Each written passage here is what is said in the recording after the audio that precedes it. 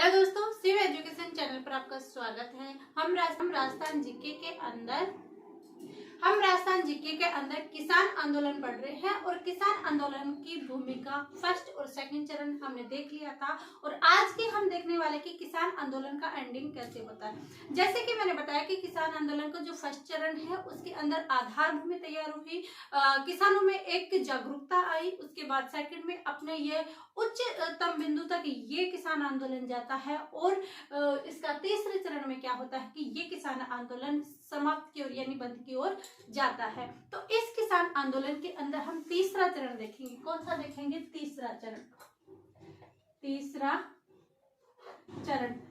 चरण देखेंगे तो मैंने क्या कहा था, 1897 से चालू होता है, 1897 से लेकर 1915 तक चलता है इसका फर्स्ट चरण, 1915 से 1923 तक सेकंड चरण और 1923 से 1941 तक कौन सा चरण चलता है? इसका तीसरा चरण चलता है। तो तीसरा चरण कब से चला? 1923 से लेकर 1941 में। देखिए, जब फर्स्ट चरण चला तब साधु सिंह रामदास जी थे, बाद में उनको निष्कासित किया गया, नौकरी से निकाला गया। उसके बाद सेकंड चरण चालू हो जाता है और उसके अंदर कौन थे? विजय सिंह पथिक जी। फिर आपको पता है कि विजय सिंह पथिक जी इन्होंने क्या किया था, इनको जेल हो गई थी, उसके बाद इन्होंने आंदोलन छोड़ दिया था। तो यहाँ पर कौन करेगा इन किसानों का नेतृत्व, यानी किसानों का नेतृत्व यहाँ पर कौन करेगा, ये चीजें भी हम इस क्लास के अंदर देखने वाले हैं। तो देखिए, क्या देख रहे थे हम कि तीसरा चरण 1923 से 1941 तक स्टार्ट होता है। तो 1923 के बाद में जब इस आंदोलन का नेतृत्व था, वो नेतृत्व किसने कहा था? तो विजय सिंह पथिक सेकंड वाले में थे, फर्स्ट वाले में कौन थे? साधु सिंह रामदास जी।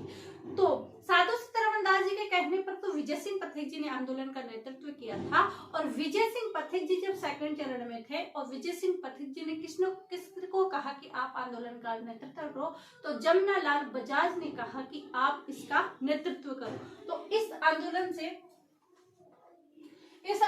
विजय सिंह पथिक जी क्या हो जाते हैं? अलग हो जाते हैं। कब होते हैं? 1927 को।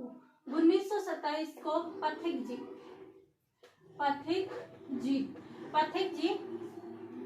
1927 में पथिक जी आंदोलन से अलग हुए। यहाँ पर पथिक जी आंदोलन से अलग हो जाते हैं। उसके बाद ये प्रजामंडल के अंदर आते हैं 1939-40 के अंदर। तो वो हम देखेंगे, यहाँ से पथिक जी क्या करते हैं? हट जाते हैं, यहाँ से हट जाते हैं। तो पथिक जी आंदोलन से अलग हुए और पथिक जी ने यानी इन्होंने आंदोलन का नेतृत्व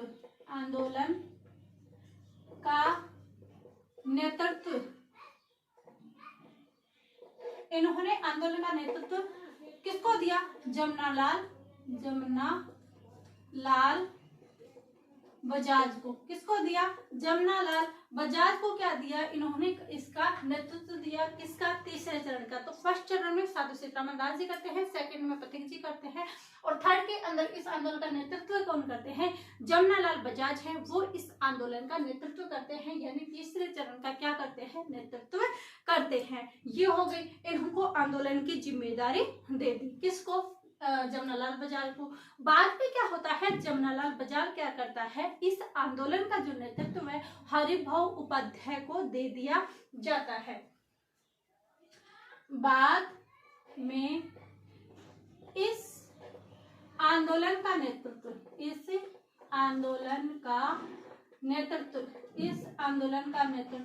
किसको दिया जाता है? हरिभाऊ उपाध्याय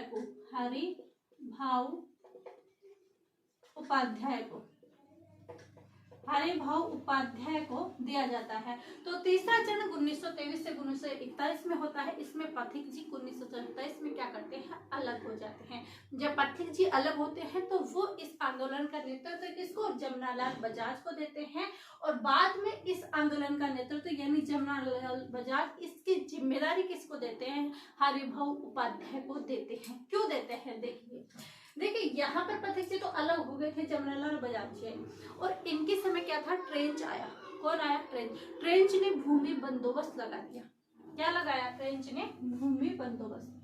तो ट्रेंच ने भूमि बंदोबस्त बंदोबस्त किया।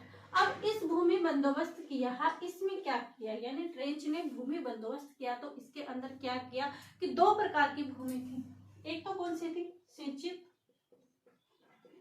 भूमि, और एक कौन सी थी, असिंचित भूमि। असिंचित भूमि, यानी दो प्रकार की भूमि थी, एक तो सिंचित भूमि और दूसरी असिंचित भूमि। ट्रेंच आया, इसने यहाँ पर आकर भूमि बंदोबस्त किया, तो एक तो सिंचित भूमि थी, एक असिंचित भूमि थी। तो ट्रेंच बाहर से आया हुआ था, तो इसको क्या पता कि किसानों की जो जमीन होती है कौन सी उपजाऊ है, किसमें उपजाऊ कम होता है, किसमें कितना अनाज होता है, किसमें नहीं होता है, इसको कोई भी नॉलेज नहीं था। फिर क्या किया इसने कि जो सिंचित भूमि थी इस पर तो क्या कर दिए, कर कम, सिंचित भूमि का तो कर कम कर दिए और असिंचित भूमि के कर अधिक कर दिए। साफ, फिर किसानों के अंदर वापस से वो ही हो गया कि भाई जो सिंचित भूमि है उसके अंदर कर कम दे रहे हैं, बल्कि उनको ज्यादा देना चाहिए, उनकी भूमि पर अधिक पैदावार होता है। बल्कि ऐसा नहीं हुआ, उसने क्या किया, जो सिंचित भूमि थे उस पर कर कम कर दिया, असिंचित भूमि थी उस पर कर अधिक कर दिया।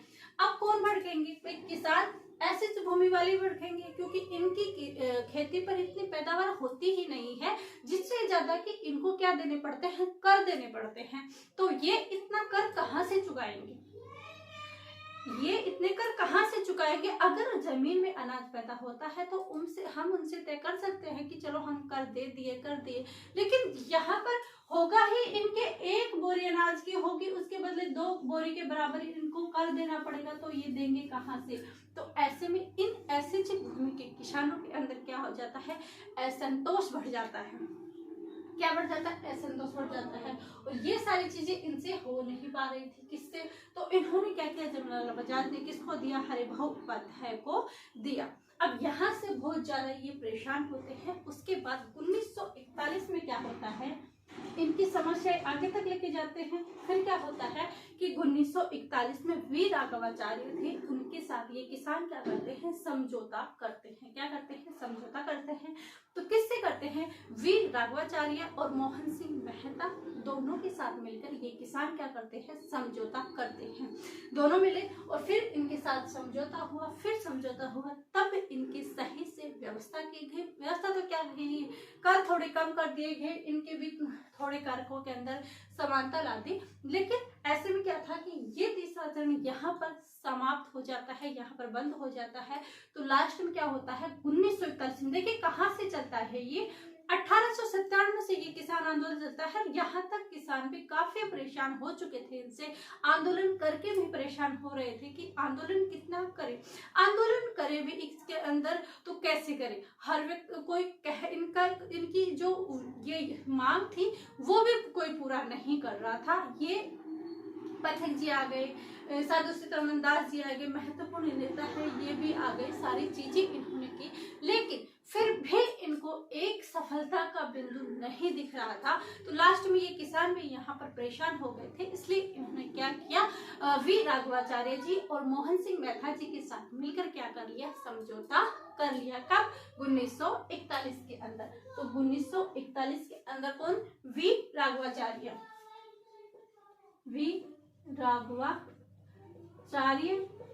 और कौन थे, मोहन सिंह मेहता।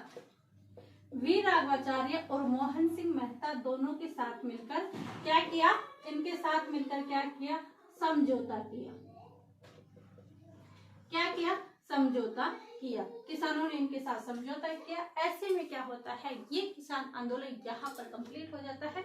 इसलिए कहा जाता है कि आप खुद देख सकते हो कि 1870 में जो आंदोलन चालू होता है 1941 तक कंटिन्यू चलता है वो आंदोलन। तो इस आंदोलन की यहाँ पर एंडिंग होती है। ये तीसरा किसान आंदोलन 3 चरण यहाँ पर कंप्लीट होते हैं। इसके अंदर क्वेश्चन कैसे आते हैं, तो देखिए ऊपरवाल पंच बोर्ड की कौन सा पर्चा, कौन कौन किन किन ने यहाँ पर नेतृत्व किया, ये वाले क्वेश्चन इनमें से सीधे इफेक्ट के तरीके पर पूछे जाते हैं। और सबसे ज्यादा क्वेश्चन हिस्ट्री के अंदर ये प्रजामंडल से भी ज्यादा क्वेश्चन इस किसान आंदोलन से आते हैं। सबसे ज्यादा क्वेश्चन जनजातियों में से, किसान आंदोलन में से, ये इन आंदोलनों में से हर बार 3-4 क्वेश्चन पूछे जाते हैं। तो ऐसे करके बिजोलिया किसान आंदोलन के हमने 3 चरण कंप्लीट कर लिए। आई होप आपके समझ में आए होंगे। इसके बाद हम नेक्स्ट क्लास कल देखेंगे, उसमें और भी आंदोलन है किसानों के, वो देखेंगे नेक्स्ट वीडियो के अंदर। तो देखें यहाँ तक हमने समझा। आई होप आपकी समझ में आया होगा। समझ में आया है तो क्लास को शेयर अधिक से अधिक कीजिए, लाइक कीजिए, और इतनी मेहनत करते हैं तो सब्सक्राइब तो बनता है, तो आप सब्सक्राइब बटन पर जरूर क्लिक करें। आप सभी का धन्यवाद। Thank you.